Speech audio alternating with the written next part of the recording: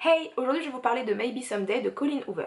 Comme je vous avais dit, j'ai décidé dans mes bonnes résolutions de 2016 de lire des livres qui étaient dans le top 100 des favoris de livres addicts. Maybe Someday y était, j'avais entendu parler de ça depuis des années, j'en entendais tout le temps parler, mais c'était une romance.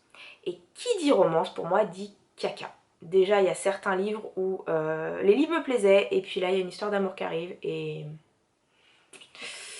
Non, non. Du coup, j'aime pas la fin ou j'aime plus le livre. Enfin voilà, les histoires d'amour et moi, c'est très compliqué. Mais comme il faisait partie du top 10 des préférés, je me suis dit que j'allais lui laisser une petite chance. Donc je l'ai lu en e-book en français et au final, il m'a tellement plu que j'ai fini par l'acheter en version originale. Donc vous pouvez complètement zapper la vidéo, en fait, c'est bon, vous avez compris, il m'a plu.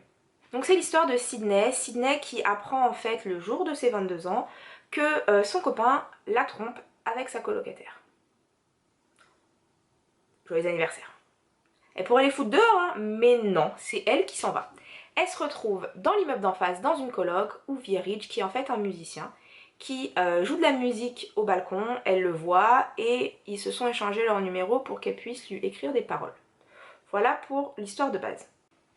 Je ne vais pas vous révéler ce qui se passe après, parce que ça spoilerait toute l'histoire, clairement, et c'est pas le but, vu que moi ça a quand même réussi à me mener en bateau. Alors, la fin, enfin ce qui se passe vraiment, c'est ce que je pensais au début, et puis il y a un moment dans le livre où je me suis dit ça va peut-être pas se passer comme ça en fait à la fin.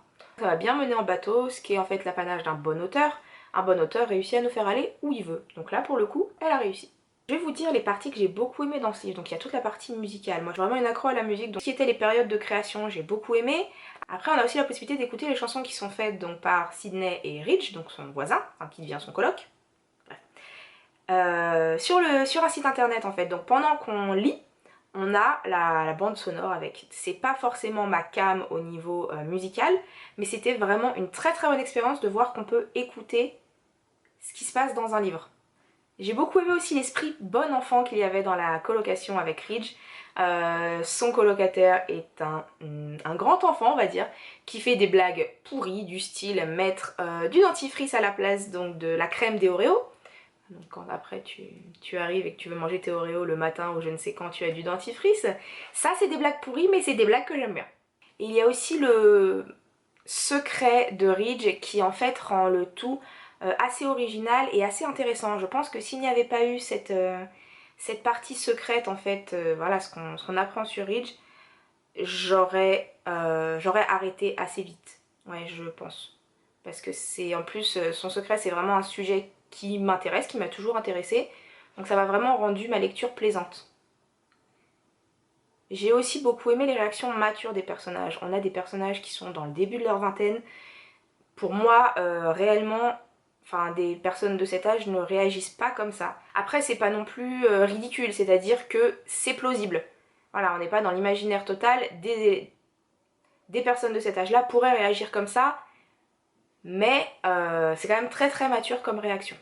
Ce que je n'ai pas aimé, donc la prévisibilité, ce mot existe, oui. La prévisibilité de la fin, donc même si je me suis un peu laissée mener en bateau, voilà, c'est une romance, on sait forcément comment ça va se terminer. Hein.